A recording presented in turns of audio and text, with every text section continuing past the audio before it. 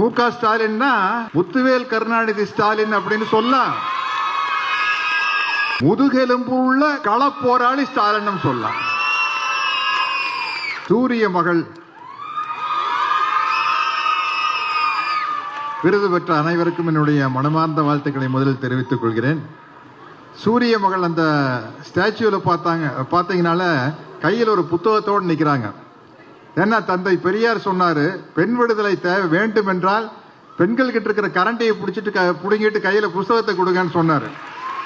அது இங்க அழகா இருக்குது. இது நிச்சயமா தமிழ்நாடு முதலமைச்சர் மாண்புமிகு மு.க. ஸ்டாலின் அவர்கள். மு.க. ஸ்டாலின்னா முத்துவேல் கருணாநிதி ஸ்டாலின் அப்படின்னு சொல்லலாம். முதுகெலும்பு உள்ள களப்போராளி ஸ்டாலின் சொல்லலாம்.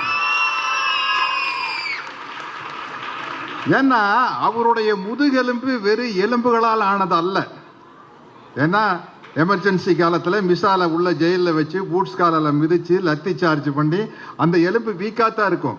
ஆனா அவருடைய முதுகெலும்பு எலும்புகளால் ஆனதல்ல.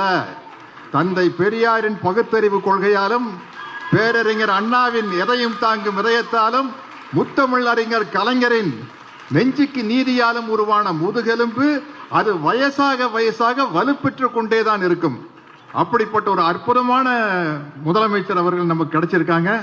இந்த உலக மகளிர் தினம் அப்படிங்கிறத பத்தி நம்ம கொஞ்சம் தெரிஞ்சுக்கணும். இப்போ அது என்னன்னா, அது ஒரு செலிப்ரேஷன் மாதிரி ஆயிடுச்சு. பெண்கள் உரிமைக்காக போராடி ஐரோப்பாலையும் அமெரிக்காலையும் நியூயார்க்லையும் மிகப்பெரிய போராட்டம் நடத்தி, எப்படி மே தினம் மாதிரி கிளாரா ஜெட்கின் அப்படிங்கிற ஒரு புரட்சிகரமான ஒரு பெண்மணியின் தலைமையில் நடந்த ஒரு போராட்டத்தின் காரணமாக ஆண்களுக்கு சமமான உரிமை எல்லா வகையிலும் வேண்டும் என்று போராடி பெற்ற தினம்தான் மகளிர் தினமாக இன்று உருவெடுத்திருக்கிறது. அதை மகளிர் அனைவரும் தெரிந்து கொள்ள வேண்டும் என்று கேட்டுக்கொள்கிறேன். இந்த கிளாரா ஜெட்கின் அப்படிங்கிற வார்த்தை சரியா தப்பான்னு எனக்கு கொஞ்சம் கன்ஃபியூஷன் இருந்தது. தோழர் பர்வீன் சுல்தானா அவர்கள்கிட்ட கேட்டு தெரிஞ்சுக்கிட்டேன். என்னதால அவங்களுக்கு தான் நல்லா தெரியும். கரெக்டா?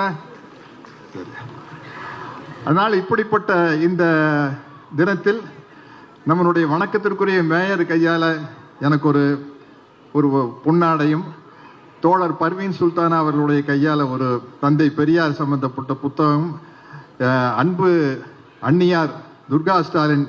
ஏன் அண்ணின்னு சொல்றேன்னா, உங்களை விட எனக்கு வயசு அதிகமாக இருக்கும். ஆனால் முதல்வரை விட எனக்கு ஒரு வயசு கம்மி. அவர் 53, நான் 54. அதனால அவரு எனக்கு அண்ணன் ஆயிடுறாரு. அதனால உங்களை நான் அண்ணியாருன்னு சொன்னேன். அவங்க முன்னாடியில் இந்த விழா கலந்து கொண்டு இந்த மகளிருக்கு மிகப்பெரிய அளவில் சிறப்பான எத்தனையோ மிகப்பெரிய ஆளுமைகள் அம்மாவையெல்லாம் அம்மா உங்க ஸ்பீச் கேட்டிருக்க, மிரட்டி இருக்கீங்க. உங்களை பற்றியெல்லாம் தனித்தனியாக பேசுறேன்னு எனக்கு டைம் பத்தாது. அதனால எல்லாருக்கும் என்னுடைய வணக்கத்தையும் வாழ்த்துக்களையும் தெரிவித்துக் கொண்டு, இப்படி ஒரு நல்ல விழாவில் என்னை அழைத்து கௌரவித்ததுக்கு நம்ம மாண்புமிகு அறநிலையத்துறை அமைச்சர்